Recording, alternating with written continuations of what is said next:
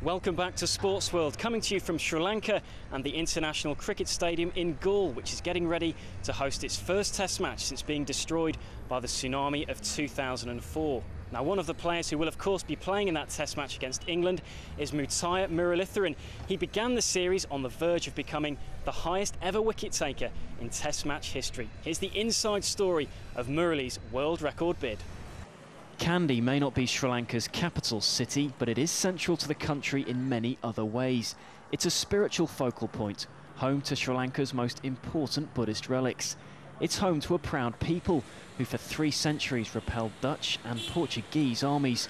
And it's also home to this man, Sri Lanka's most famous cricketing son, Muttiah Muralitharan.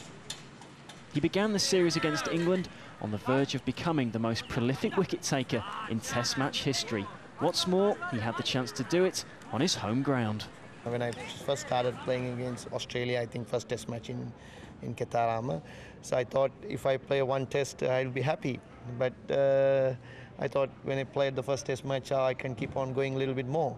So I think rather than thinking the end results, just I played and the wickets came. Murali's cricketing story began here, on the playing fields of St Anthony's College in Kandy. The legacy he left the school, one statistics alone do little justice to. And there are so many special things in his life. He's a Kandian, then he's Tamil, and he's a Hindu, and then especially with these ethnic problems that we are facing these days. And he's really a hero, not only for cricket, but even like a peacemaker. His first coach has also had to play the role of diplomat. He had to convince the young Murali his future lay in spin, not pace bowling. I thought that Murali will not stand a chance because these boys were bowling very fast. So I asked Murali whether he likes to bowl off cutters, as I was also an off cutter bowler. So Murali said, "Okay, sir, I will try." It's fair to say that was one rather good piece of advice. Yesterday was like that. England's batsmen were the fall guys in all this. Muralitharan required 5 of their wickets to overhaul Shane Warne's career mark of 708. England's collective task to try and put off the inevitable for as long as they possibly could.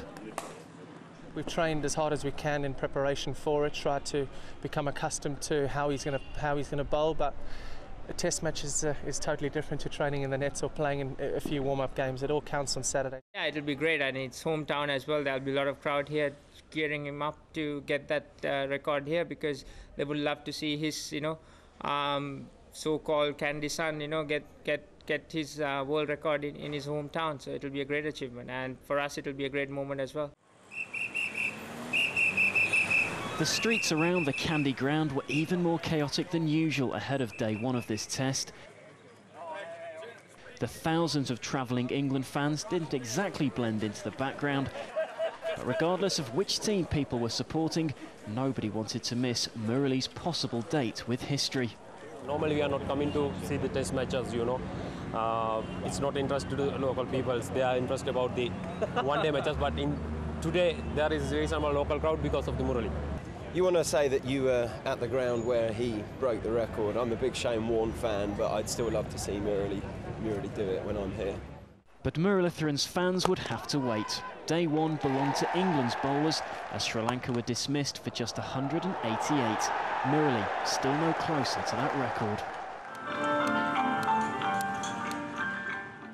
Day 2. And the ground was being prepared with just one person in mind. A big performance was required and expected of Murali. Once again, he obliged. 4 more English names were added to his list of cricketing victims. Ravi Bopara was wicket number 708. Warne's record had been equalled, but then came the rain, leaving everyone frustrated and local billboards looking a little premature. By morning, it was clear the weather would no longer be an obstacle for Muralitharan. Faltering English resistance, all that now stood in his way. He's a national hero, so he's going to make this world record in 3-5 overs. So we are looking. Sri Lanka is looking forward to that. I think he's a special character for everyone here, and he's a morale boost for the team. So everybody is looking forward for his performance. And sure enough, wicket 709 wasn't long in coming. Paul Collingwood, the Englishman, making his own footnote in history as relief and celebration consumed the ground around him.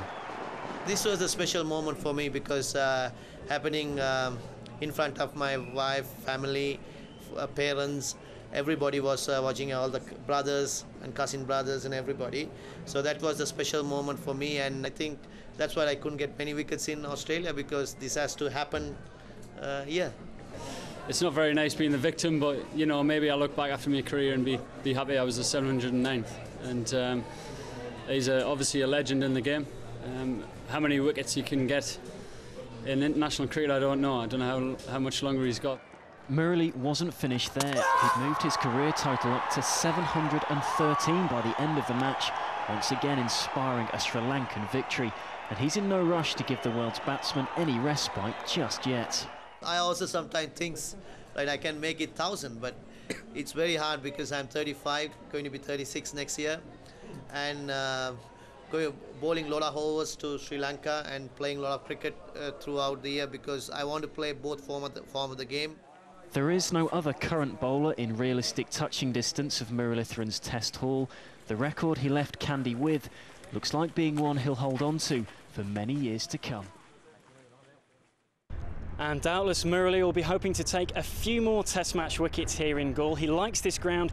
He's already taken more than 80 Test match wickets at this stadium during his career. Now remember, you can keep up to date with all the latest sports news at our website. That's at aljazeera.net/English. But that's it for this edition of Sportsworld. I'm Andy Richardson. You're watching Al Jazeera.